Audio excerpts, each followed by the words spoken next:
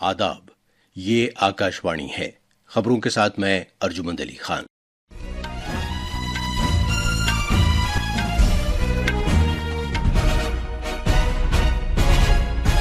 Parliament کے دونوں ایوانوں کی کارروائی مختلف معاملات پر اپوزیشن کی ہنگامہ آرائی کی وجہ سے آج لگاتار 5ویں دن کسی خاص کام کاج کے بغیر دن بھر کے لیے ملتوی کر دی گئی۔ بحریہ کے سربراہ ایڈمرل دنیش ترپاٹھی نے اعلان کیا ہے کہ اگلے 10 سال میں 96 بحری جہازوں اور آبدوزوں کو بحری فوج میں شامل کیا جائے گا۔ موجودہ مالی سال میں نومبر کے مہینے تک ملک میں کوئلے کی مجموعی پیداوار میں پچھلے سال کی اسی مدت کے مقابلے 35% کا اضافہ ہوا ہے۔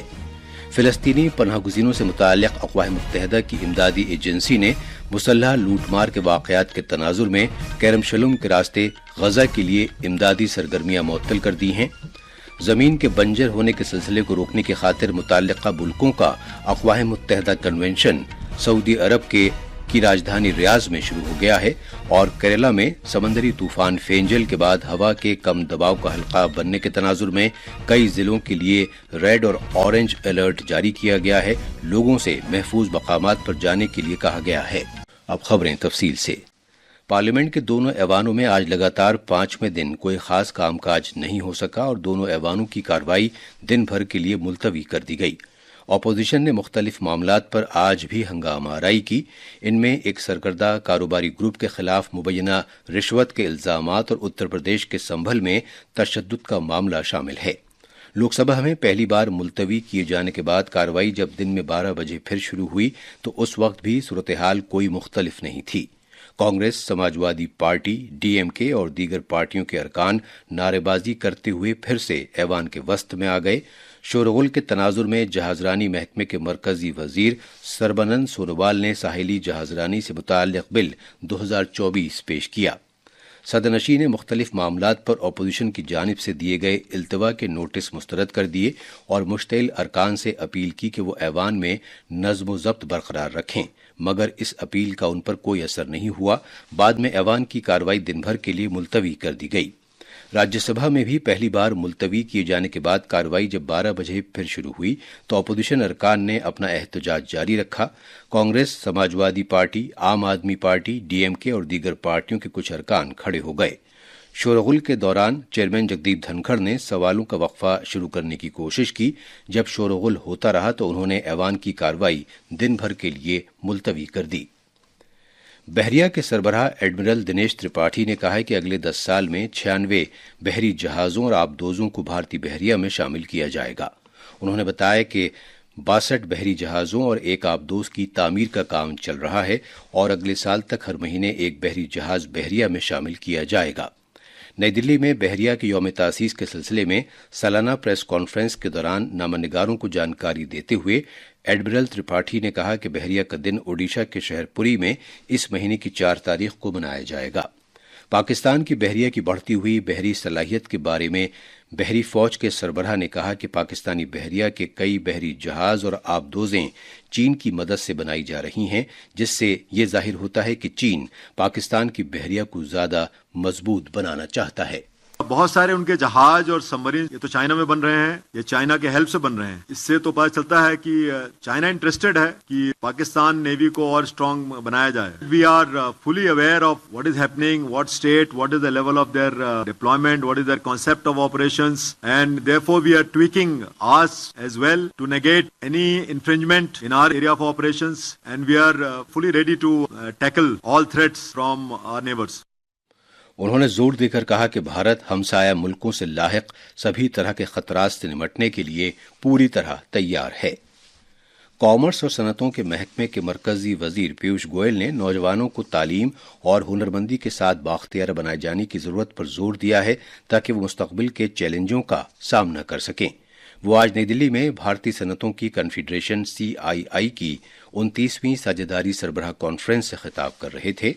جناب پیوش گوئل نے زور دے کر کہا کہ بھارت کو ایک ایسا ملک ہونے پر فخر ہے جہاں اپنی ثقافت اور روایات کو برقرار رکھتے ہوئے رفتار، بڑے پیمانے، مضبوطی اور پختہ عزم کے ساتھ کام انجام دیے جاتے ہیں۔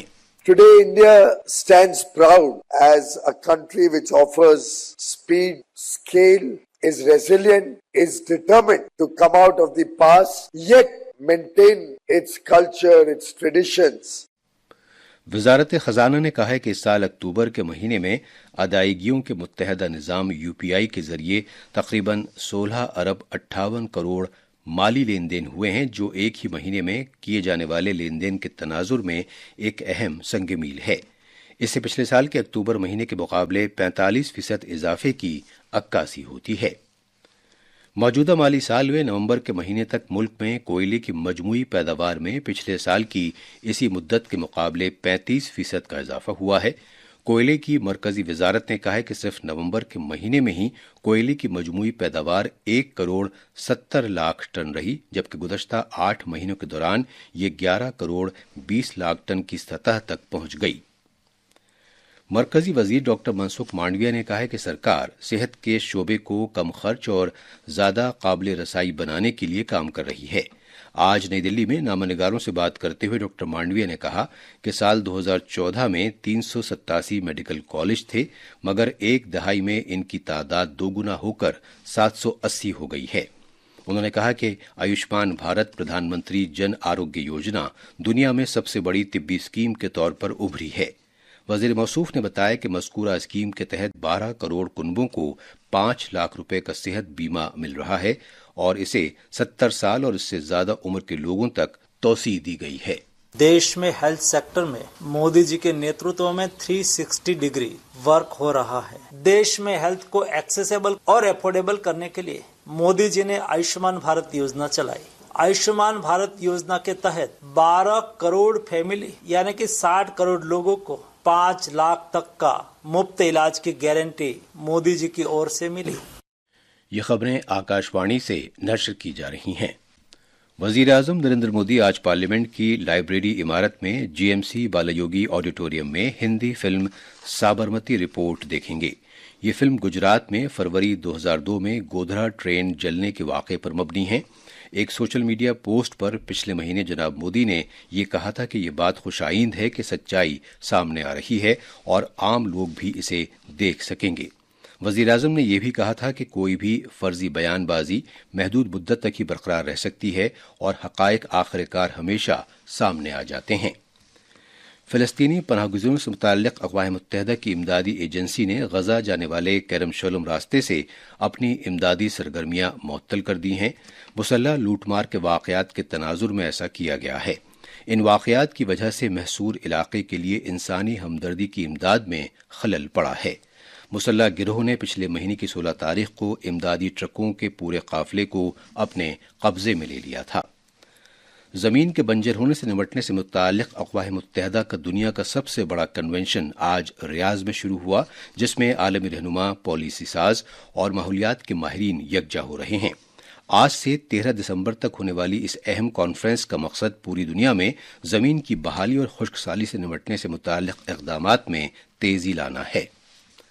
भारतीय मौसमियात महकमे ने केरला में समंदरी तूफान फेंजल के पेश नज़र हवा के कम दबाव का हल्का बनने के सबब अगले 4 दिन के दौरान शदीद बारिश की पेशगोई की है।